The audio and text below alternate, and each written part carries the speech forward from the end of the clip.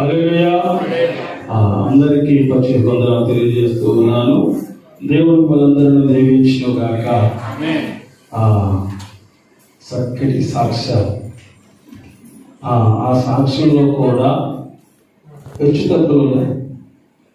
సాక్ష్యంలో కూడా హెచ్చుతగ్గులు ఉన్నాయి.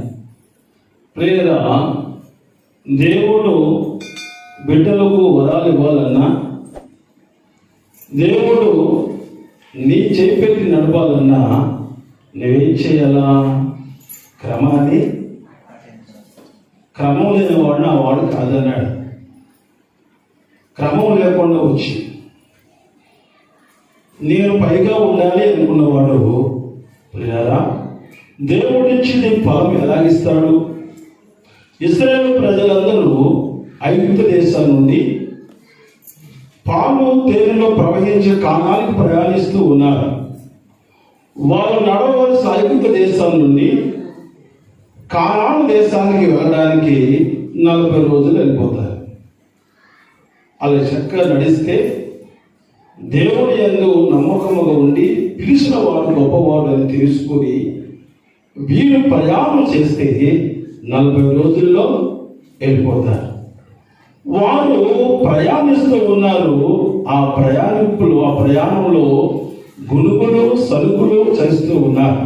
అయినప్పటికీ పిలిచిన వాడు గొప్పవాడు, నడిపిస్తున్న వాడు గొప్పవాడు. దేవుడు పిలుచుకుని నాయకత్వం అప్పచెప్పిన వ్యక్తి నమ్మకస్తుడు. కాబట్టి వారందరూ నడుస్తూ ఉన్నారు. ప్రియులారా, మధ్యదారికి వెళ్ళిన తర్వాత వారికి ఏమని చెప్పండి? ఆకలేసింది. వారికి ఆకలేసి మోసే వద్దకు వెళ్ళి మోసే అడుగుతున్నాయ్యా, మాకు ఆహారం కావాలని అడిగితే మోసే దేవుడు మొరపెట్టుకున్నాడు. చక్కగా వినండి, ఎందుకంటే నేను సబ్జెక్టు వేరు, మీరు సాక్ష్యం చెప్పిన విధానం బట్టి, పరిశుద్ధాత్ముడు పేరు ఇస్తున్న విధానం బట్టి కొన్ని మాటలు చెప్తున్నాను అంతే. అది సరి చేసుకుంటే చక్కగా ఉంటారు. సరి చేసుకోకపోతుంటే ఎక్కడో అక్కడే ఉంటారు. కాబట్టి జాగ్రత్తగా వినండి. ఆహారం కావాలని మోసే గారిని ప్రజలు అడిగితే మోసే గారు వెళ్ళి ఆయన సన్నిధిలో మొరపెట్టుకున్నాడు. పరలోకంలో తింటున్న ఆ మన్నా, ఆ దేవతతో తింటున్న మన్నాను తన పిలుచుకున్న ప్రజలకు ఇవ్వాలని దేవుడు ఆశపడ్డాడు. మరి ఆ మన్నా డైరెక్ట్గా ఆకాశాన్ని కుమ్మరిస్తే వారు నడిచే ప్రాంతము ఇసుక నేల, వారు నడిచే ప్రాంతము మట్టి నేల. మన్నా ఆ కురిసిన మన్నా ఆ భూమి మీద పడితే తినడానికి ఉపయోగము ఉండదని దేవుడే ఆలోచన చేసి మొదటగా మంచును కురిపించాడు. అంటే మట్టి నేల మీద మంచు కురిసింది. అంటే మట్టి పైన మంచు ఉంది. అప్పుడు ఆకాశంలో దేవుడు దొరలు తెరిచి మన్నాను కురిపించాడు. అప్పుడు ఆ మన్న ఎక్కడ చెప్పండి? మట్టికి అంటుకోకుండా అది తన ప్రజలకు ఆహారం ఉన్నట్టుగా ఇది చెప్పండి, మంచును కురిపించి మంచు పైన మన్నాను కురిపించాడు. మరి దాని ఫలితం ఉందా లేదా? దేవుడు చేసిన ప్రణాళికలో నువ్వు అడిగావు, మంచిది. మోసే గారిని ప్రార్థించాడు, మంచిది. మోసే గారు ప్రార్థన దేవుడు విని మన్నాను కురిపించే విధానమే వేరే ఉంది. అడిగాడు కాబట్టి ఆయన వెంటనే కురిపించలేదు. నేను ఇచ్చిన ప్రతి ఫలము, ప్రతి తలంతో ఎలా ఉండాలి? అడిగిన వారికి ఫలించేలాగా ఉండాలి, వారు బలమిచ్చేలాగా ఉండాలి, వారు వాడబడినట్టు ఉండాలని ఒక ప్రణాళికతో దేవుడు మంచును కురిపించి మంచు పైన మన్నాను కురిపించాడు. దేవునికి మహిమ కలుగును గాక. హల్లెలూయా. నా ప్రియమైన దేవుని బిడ్డలారా, చక్కని సాక్ష్యాలలోని హెచ్చుతగ్గులు ఉన్నప్పటికీ దాంట్లో లోతుగా చూస్తే మంచిదే ఉంది. నేను స్తుతించాలి, నా దేవుడిని మహిమపరచాలని ఆశపడడం తప్పలేదు. కానీ ప్రియులారా, అన్నిటికంటే ముఖ్యము క్రమం. ఆ క్రమం నీకు ఉన్నప్పుడు నిన్ను ఎవరో పిలవక్కర్లేదు, నిన్ను ఎవరో బలపరచక్కర్లేదు. నన్ను అయ్యగారిని ఆ సంఘ బిడ్డలను బలపరిచిన దేవుడే మిమ్మల్ని బలపరుచును గాక. హల్లెలూయా. ప్రియులారా, దేవుడు శోధించి నిన్ను సువర్ణముగా చేస్తానన్నాడు. ప్రియులారా, దేవుడు మొదటిగా మిమ్మల్ని శోధిస్తానన్నాడు, తర్వాత మిమ్మల్ని సువర్ణంగా మారుస్తానన్నాడు దేవుడు. ప్రియులారా, యోబు గారికి ఎన్నో ఇచ్చాడు దేవుడు, కానీ అన్ని సాతాను దూరమైపోతుంది.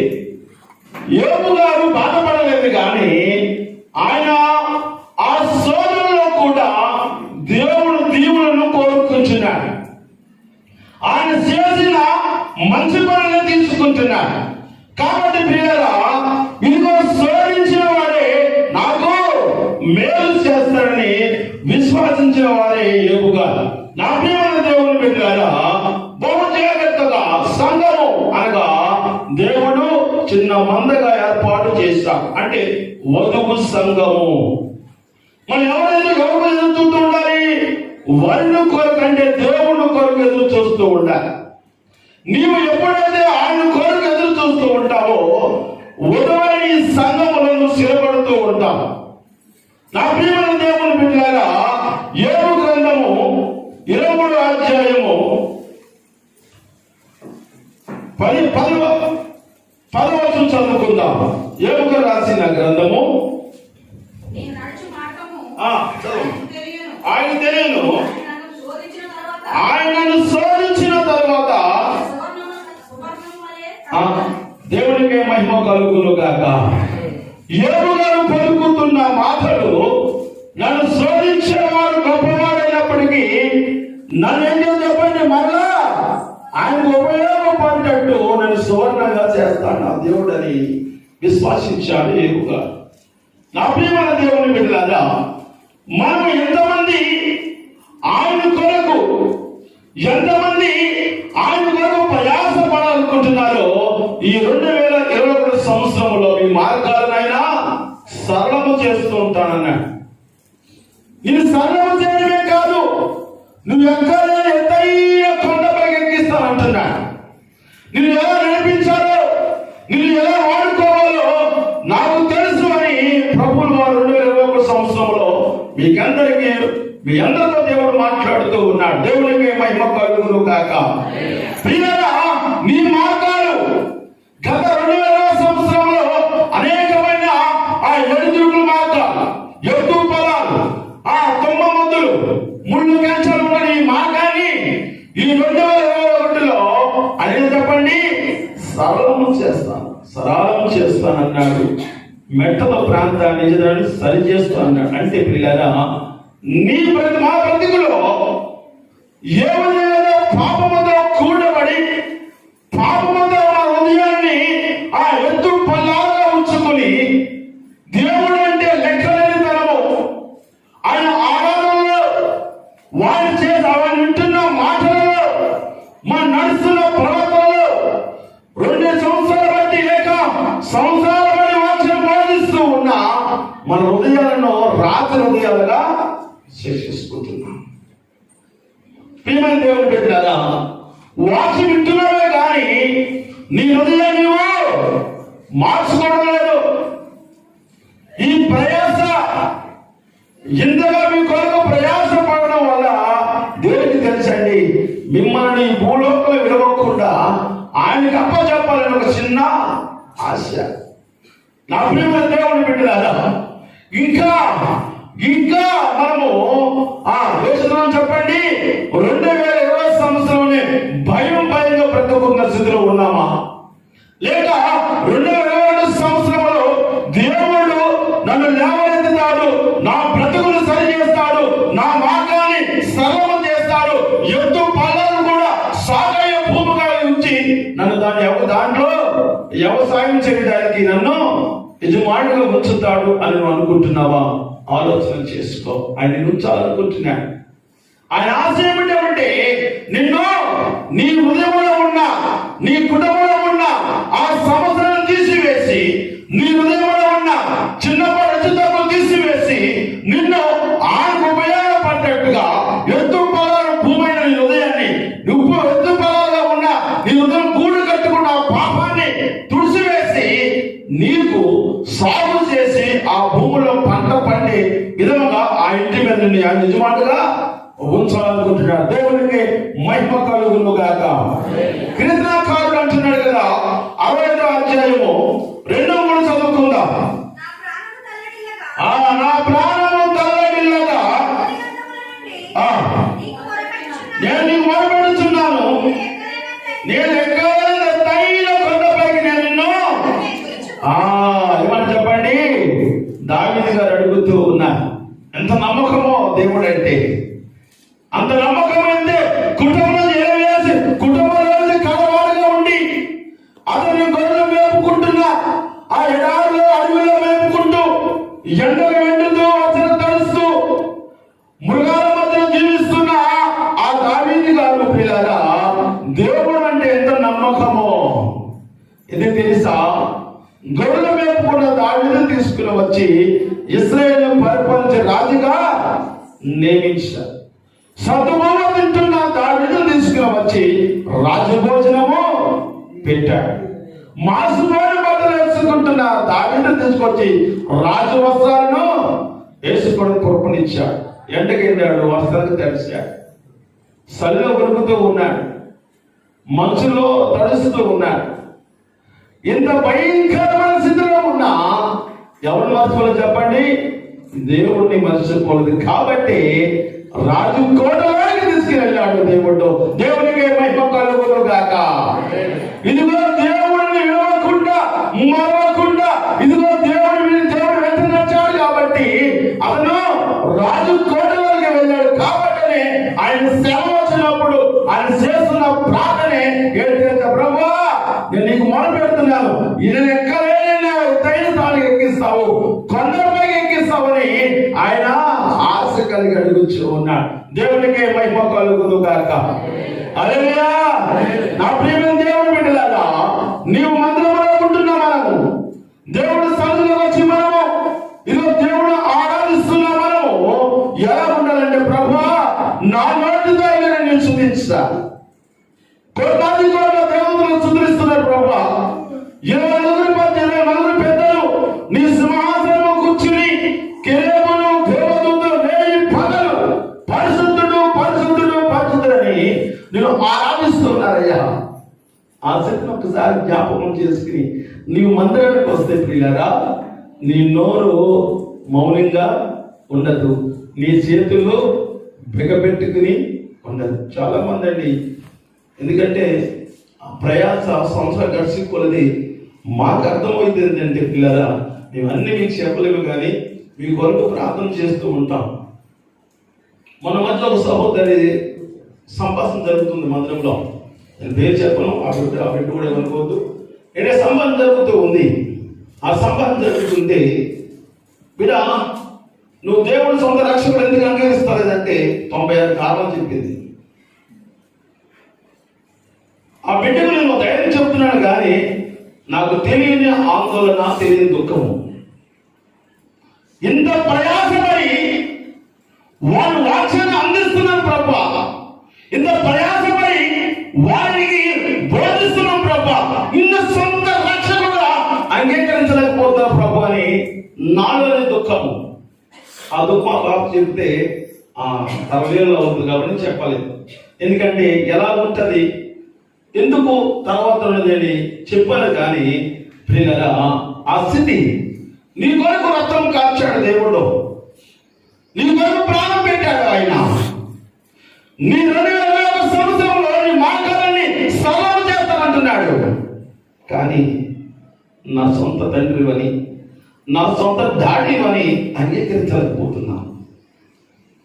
కాబట్టి చక్కని మాటలు చెబుతూ ఉంటుంది సాతాను చెవు దగ్గరకు వచ్చి. నీకు నొప్పి అనిపించదు, నీకు బాధ కలగదు, నీకు హాని సంగతి కూడా నీవు గ్రహించలేదు. అంత తీగా చెప్తుంది సాతాను పక్కనకు వచ్చిన కౌరులు,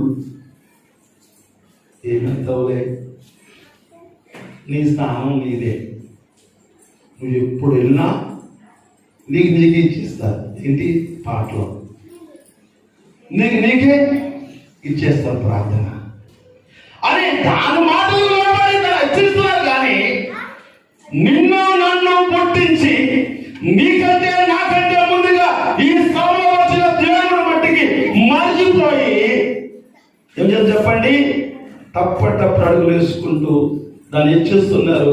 నీ కొరకు ప్రాణం పెట్టి యేసయ్యను మరిపిస్తూ ఉన్నారు. పిల్లరా, దుఃఖంతో కూడిన ఈ వాక్యాన్ని ఇది ఎందుకు ఉంచాలనుకున్నారంటే పిల్లరా, ఈ హెచ్చుతగ్గులు అది మనకు పుట్టినవి కావు, అది సాతాను మనలో పుట్టించినవి.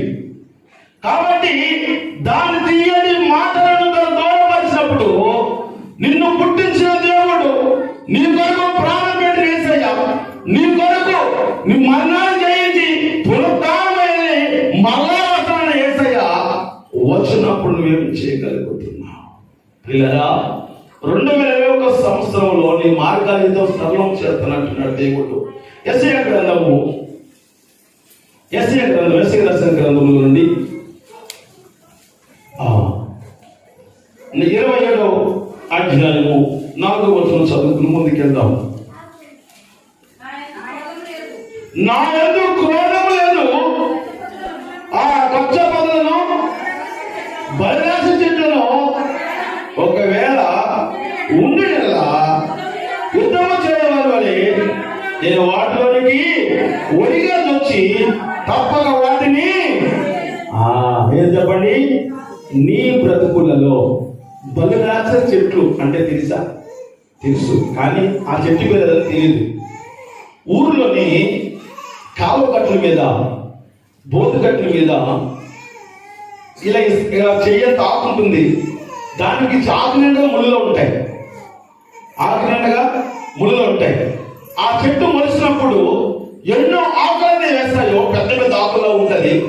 ఆకు నిండగా ముళ్ళు, అది పాము ముళ్ళు అంటారు చాలా మంది ఊళ్ళో. అది ఆ ప్రాంతంలో ఉందంటే ఆ ప్రాంతం జోలికి కదా దాని చుట్టుపక్కలకి వెళ్ళవు, ఎందుకంటే ఆ ముళ్ళు గుచ్చుకుంటే సరిపోతామని. అది బలిరాక్షసి చెట్లు అంటారు.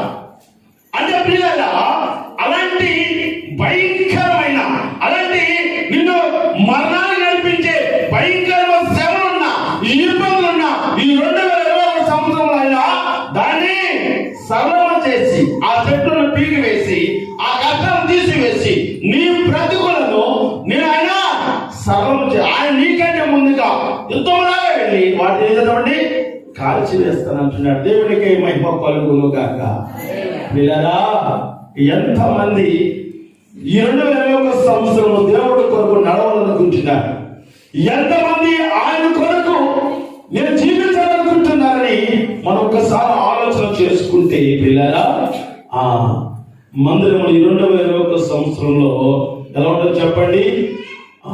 ఆశీర్వాదకరముగా ఆనాడు ఏపు గారు ఉన్న ఆస్తిని తీసి పోయిన తర్వాత మళ్ళా దేవుడు మాటలు తప్పకుండా ఎప్పుడైతే దేవుడు సన్నిధిలోకి ఆయన విడవకుండా నిందించుకొని వచ్చాడో ఆయన చెప్పండి, దేవుడు అతను ఎత్తుగా 10 రెట్లుగా దీవించాడు. అలాంటి దీవిన ఈ 2021 సంవత్సరం దేవుడు నీకు ఇస్తానంటాడు. దేవునికి మహిమ కలుగును గాక.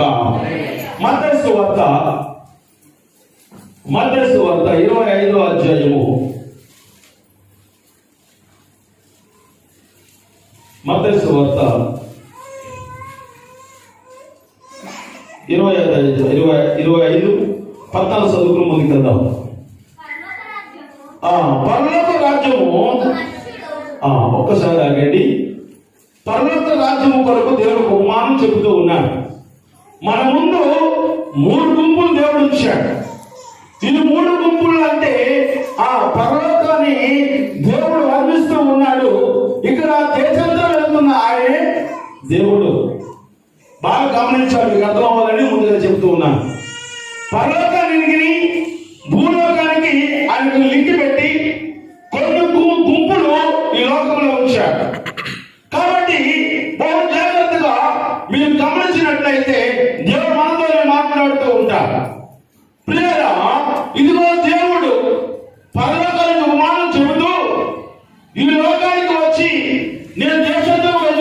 చేస్తున్నాడు.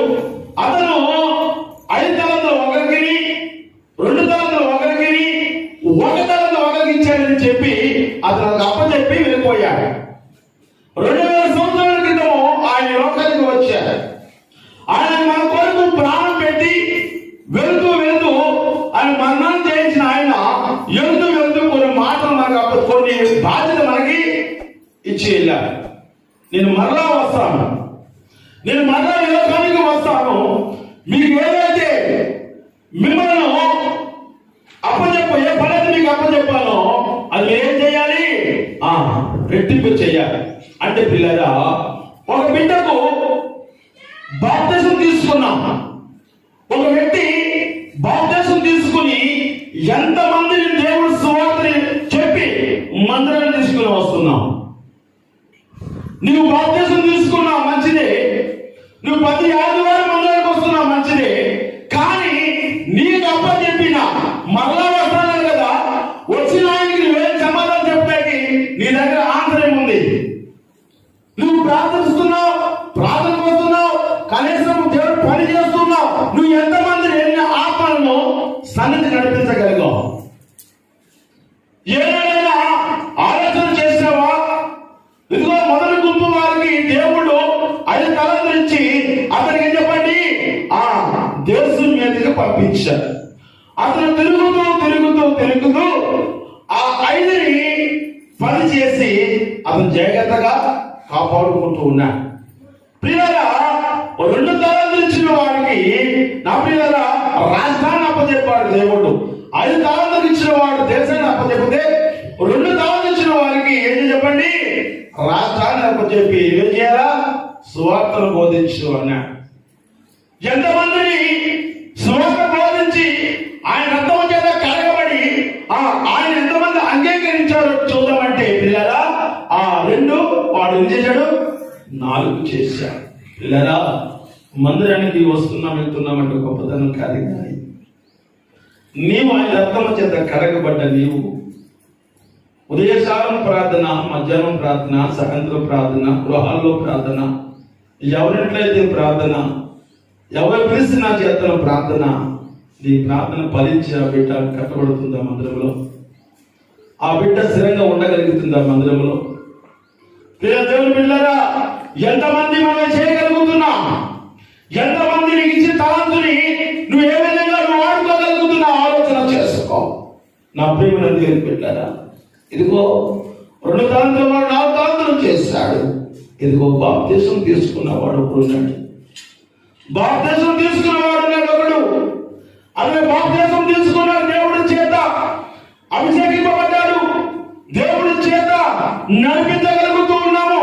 కానీ ప్రియారా, అన్ని తెలుసుండు కూడా ఏదో చెప్పండి అని గొంతులో తీసి కప్పెట్టాడు.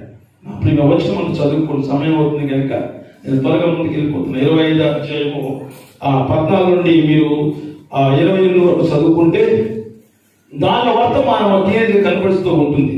ప్రియ దేవుని బిడ్డలారా, 3వ గుంపు వారి గురించి మాట్లాడతాం. 25, 24 చదువుకుని ఒకసారి 25 అధ్యాయంలో వచ్చి చదువుకుని ముందుకెళ్దాం. 24 తరువాత ఒక తలను తీసుకున్న వాడిని వచ్చి, అయ్యా నీ విత్తున్న చోట కొయ్యవాడు, చల్లిన చోట పంట కూర్చున్న వాడువై కఠినమైన నేను నన్ను కనుక నేను భయపడి వెళ్ళి నీ తలంతును భూమిలో దాచిపెట్టి ప్రభు వచ్చాడు. అడుగుతూ ఉన్నాడు, నిన్ను నన్ను అందరిని అడుగుతూ ఉన్నాడు, బిడ్డ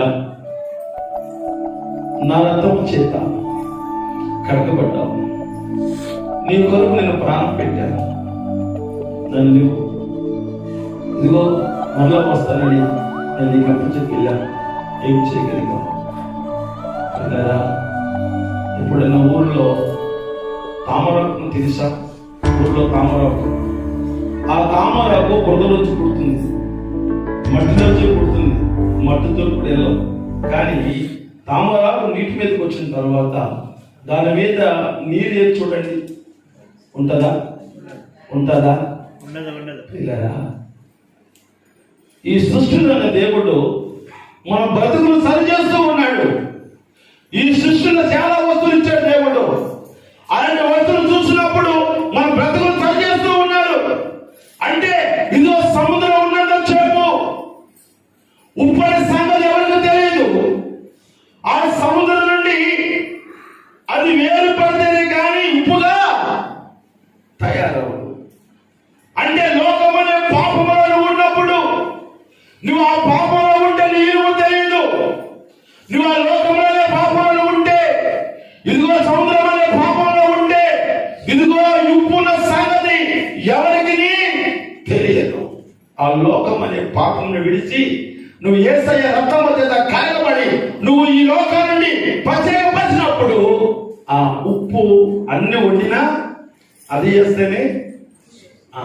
కాబట్టి ప్రియారా, ఆ రుచి ఎక్కడంటే లోకం అనే పాపము నుండి సముద్రుడు ఏర్పడ్డాది కనుక ఇదేమని చెప్పండి, ఉప్పు అయింది, అన్నిట్లో ఉపకారంగా ఉంది.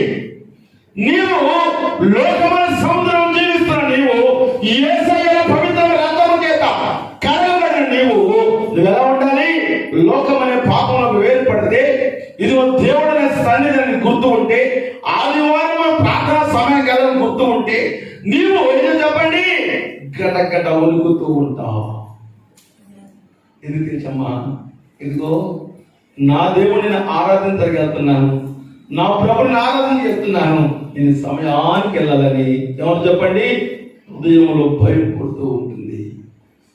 అన్నితర పెట్టదండి. అది కనీసం ఇంట్లో వేసి ఇచ్చిన పిల్లలు తినాలనిపించదండి. సమయం ఇప్పుడు వెళ్ళిపోతున్నాడు, సమయం వెళ్ళిపోతున్నాడు. నిన్ను నన్ను బతికించే వాడి ముందు వెళ్ళిపోయాడు, నిన్ను నన్ను బ్రతికించే వాడి ముందు వెళ్ళిపోయాడు. నిన్ను నన్ను ఆపదలో ఉంటే బలిదాన శక్తి నుండి కాపాడుతున్న దేవుడే మనకన్నా ముందు వెళ్ళిపోయాడు. అయ్యో, కాపాడే దేవుడిని మర్చిపోయి నీకు తీర్పు కావాలని చెప్పుతున్నా ఆ సాధారణ మాట చూస్తున్నామే అని నీకు ఆలోచన కలిగితే బిడ్డ, నువ్వు తప్పండి పరిగెత్తుకుని మందిరానికి వచ్చేస్తావు. లేదా కాటం ద్వారా ధవళేశ్వరం నుంచి కడుతున్నప్పుడు ఆ ప్రాంతానికి ఒక కుటుంబం వచ్చింది. చెప్పను మరొకసారి ఇస్తాను పిల్లరా, అని చెప్పి ముగిస్తాను. మీకు ముందుకు తీసుకెళ్ళిన ప్రయత్నిస్తాను. పిల్లరా, కాటం ద్వారా ఆ బ్రిడ్జి కడుతున్నప్పుడు అభిమ దేవుని బిడ్డగా ఒక కుటుంబం ఆ ఏరియాకి వచ్చింది. ఆ కుటుంబంలో ఉన్న ఆ ముగ్గురు బిడ్డలు, ఎవరు బిడ్డలు ఆ కాటం ద్వారా కడుతున్న కాటం ద్వారా ఆ ధవళేశ్వరం బ్రిడ్జి కడుతున్న సమయంలో వారు పనిచే బతుదేవుల కోసం వచ్చారు. ఆ ముగ్గురు బిడ్డలో తండ్రి చనిపోయాడు. పెద్ద కుమారుడు సువార్తను ప్రకటిస్తున్నాడు. సువార్తను తూర్పుగోదావరి జిల్లా మురమల అనే గ్రామానికి సువార్త చెప్పడానికి వెళ్ళాడు. తూర్పుగోదావరి జిల్లా మురమల అనే గ్రామానికి సువార్తను ప్రకటించడానికి ఆ గొల్లపల్లి నతనేలు గారు వెళ్ళారు. సువార్తను బోధించారు. చాలా భారం కలిగి వెళితే ఆ ఊళ్ళో మురమల గ్రామంలో వారు ఏంటంటే మొత్తం అంతా ఆ హిందూ స్తవం ఉంది. ఆ అయ్యగారిని, నువ్వు ఎందుకు వచ్చావు ఇక్కడికి, ఏ పని మీద వచ్చావు, నీకు ఎవరు బోధించమంటే తెల్ల ద్వారా ఆ తెల్లలో దేవుని బోధిస్తున్నావు, నీకు ఎంత దమ్మండిస్తున్నారని ఆయన అనగానే మాట్లాడి తమ్మాన్ని కట్టేసి కొడుతూ మొదలెట్టారు. తమ్మాన్ని కట్టేసి ఆయన కొడుతూ మొదలెట్టారు. నీకే బాధ వచ్చిందో, నీకు అన్ని దేవుళ్ళు ఉండగా, అంతమంది మనకు ఉండగా, ఎక్కడో గుర్తు తెలియని ప్రాంతంలో పుట్టిన దేవుడి కోసం ఆ తెల్లని ఏమిస్తున్నారని ఆయన మా ఊర్లో ప్రకటిస్తున్నారని తమ్మను కట్టేసి కొడుతుంటే వెంటనే నెలలో పిల్లరా అది కొట్టి కొలిది మాట్లాడతలేదు. కానీ అది కొడుతూ ఉన్నారు. ఈ మట్టి ఎండలో ఒక చెట్టు కట్టేసి కొడుతూ ఉన్నారు. ఆయన కొడుతున్నప్పుడు ఆయన శిలువ మీద పడుతున్న బాధ జ్ఞాపకం వస్తుంది. కొడుతున్న ఊట దెబ్బలు ఆయన కనిపిస్తూ ఉన్నాయి. ఎందుకంటే ఆ ఊరు చేరు ఎంత ఉన్నారో ఆయన తెలియదు. కానీ ఆయన మరో నేసం తెరవగలిగాడు. వెంటనే ఆయన చూస్తూ ఉన్నాడు. ఆయన కొరకు, ఈ అయ్యగారి కొరకు దేవుడు పడ్డ ఒకటో కొర దెబ్బ తింటూ ఉన్నాడు. ఇదిగో ఆయన ఐదు గాయాల మధ్య భూమి ఆకాశం ఎలాడుతున్న దృశ్యాన్ని ఆయన మరో నేతం చూస్తూ ఉన్నాడు. ఆయన కొడుతూ ఉన్నారు. ఇది ఎంత కొట్టినా ఇది మారడం లేదయ్యా.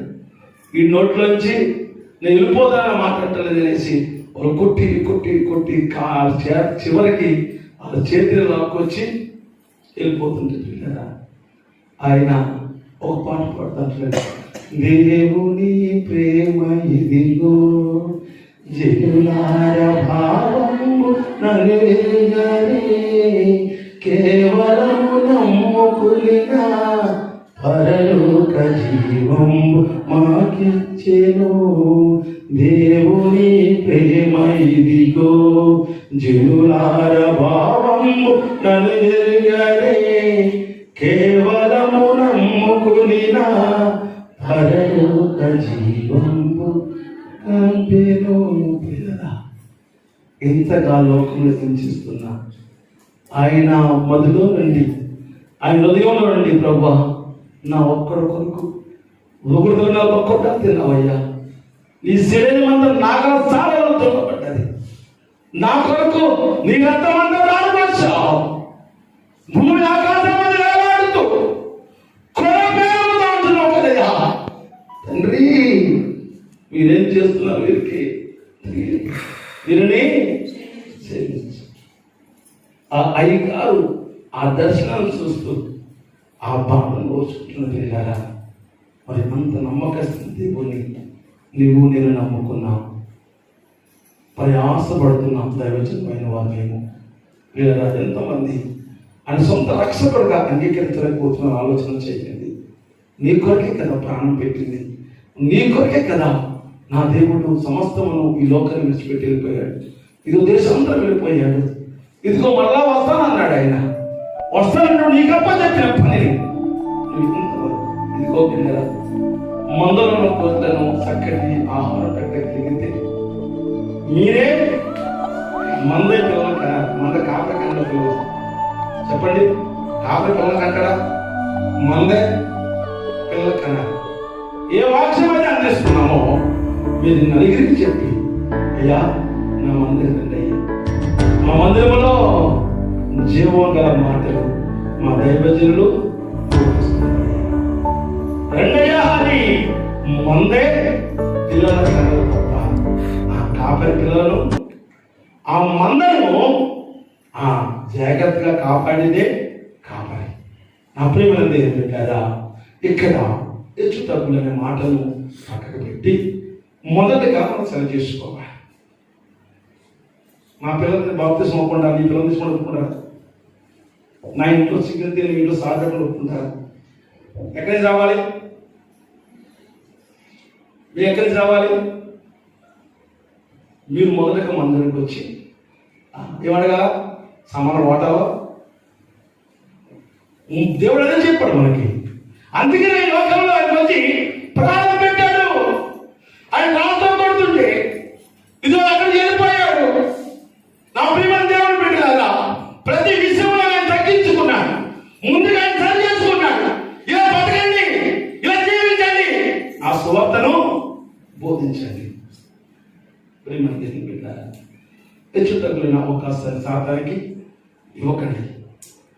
పిల్లరా, నిన్ను నన్ను బ్రతికించే దేవుడు గొప్పడమ్మా, నిన్ను నన్ను కాపాడే దేవుడు గొప్పవాడు. సంఘము నన్ను బ్రతికిస్తుంది. ఊరి మీద తిరుగుతున్న వారు ఎంత మాత్రం చెప్పలేదు దేవుడు.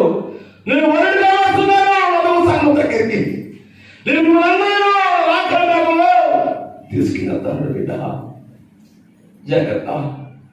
సమయం ఇంకా ఇచ్చాడు. 2021 సంవత్సరంలో నీకు మార్గాలన్నీ సర్వం చేస్తా అన్నాడు. ఎత్తు పలాని మార్గాలు సర్వం చేస్తా అన్నాడు. పిల్లరా, ఇదిగో జాగ్రత్త. ఆ సర్వం చేసే మార్గంలో నడవగలిగితే నీకు పట్టాలా జీవనంతో నింపబడతావు. నీ హృదయం రాత్రులను తీసివేయ. గమనించండి, ఎప్పుడైనా హాస్పిటల్కి వెళ్తే డాక్టర్ గారు ఇంజన్ చేయమని అనుకోండి, గట్టిగా బిగబెట్టామనుకోండి, సూది దిగుతుందా? అందరూ అనుభవం కదా, హాస్పిటల్ సూదించుకోలేదా? అందరూ సూదించుకున్న డాక్టర్ దగ్గరికి వెళ్ళి గట్టిగా బిగబెట్టేసి అలా అనుకోండి, ఆ సూదన పొద్దు కానీ వాళ్ళకి మందిరం వచ్చిన మనము నీ హృదయాన్ని ఓపెన్ చేయాలి తప్ప బిగబెట్టుకుని కూర్చుని ఏదో మొత్తం ఏదో మోసేస్తున్నట్టుగా మీరు ఇక్కడ ఉండటం వల్ల మీకు ఉపయోగము లేదు. ఇదిగో మందిరం వచ్చిన నీవు నీ హృదయము మాంసం ముద్దయిపోవాలి. దేవుడు నీ కొరకు ఏం చేశాడో జ్ఞాపకం కావాలి. మందిరంలో నీవు పనికొచ్చే పాత్రగా వాడబడాలి. ప్రేమ దేవుని బిడ్డరా, నీవు అంటారు దేవుడు రేపు లెక్కప్ప చెప్పిన ప్రభువా, నీ రక్తం చేత కడగబడ్డ నేను ఇదిగో అయ్యా, నేను ఒప్పిస్తే నేను 2 చేశానయ్యా, నువ్వు 2 ఇస్తే 4 చేశానయ్యా, ఇదిగో ప్రభువా నువ్వు అన్నా ఇంటికి వెళ్ళి 4 మాటలు చెప్పి నీ మందుని తీసుకొచ్చాను. నువ్వు తీసుకురావడమే నీ పని, వాడుకోవడం ఆయన పని. నువ్వు గేటు వరకు చాలు, గేటు వాళ్ళగా పంపించాలి, నీ బాధ్యత అక్కడికి అయిపోతుంది. ఇంకా ఆ మందులు లోకి వచ్చిన వాళ్ళని దేవుడు చెప్పండి వాడుకుంటాడు. కాబట్టి పిల్లరా, నీవు ఇచ్చిన తలంపుని నువ్వు వాడుకుంటూ ఇది నెట్టింపచేసి ఆయన దేశంతో వెళ్ళిపోయాడు. దేవుడు అంటే పరలోకం వెళ్ళిపోయాడు, మరలా వస్తాడు. ఆయన ఎప్పుడు వస్తాడో తెలియదు. దొంగ మా ఇంటికి దొంగదానికి వస్తాయి, వాడు ఏ సమయాన్ని వస్తాడో మనకు తెలియదు. కాబట్టి ఆయన కూడా పోలికతో కూర్చాడు. దొంగ ఇంటికి ఏ సమయం వస్తాడో మీకు తెలియదు కాబట్టి కాదు కదా. అలాగే నేను ఎప్పుడు వస్తానో మీకు తెలియదు. రెప్పపాటు నేను మీరేం చేయాలా? సిద్ధంగా మంచి పిల్లల సంఘంలో పరిశుద్ధాత్మ దేవుడు పనిచేస్తూ ఉన్నాడు. ఆయన లోబడి మనం పని చేసుకోగలిగితే పిల్లల మనందరికీ చెప్పండి, ఈ 2001 సంవత్సరంలో యోబు గారిని దీవించినట్టుగా గొర్రెలు కాచుకున్న దావీదుని తీసుకొచ్చి సింహాసనం మీద కూర్చోబెట్టి ఆ రాజకోటలో ఉంచినట్టుగా నా ప్రియులారా తీసుకెళ్లి అగ్నిగుండంలో పడవేస్తాయి. 4 తిరిగినట్టుగా సింహాసనంలో పడవేస్తాయి.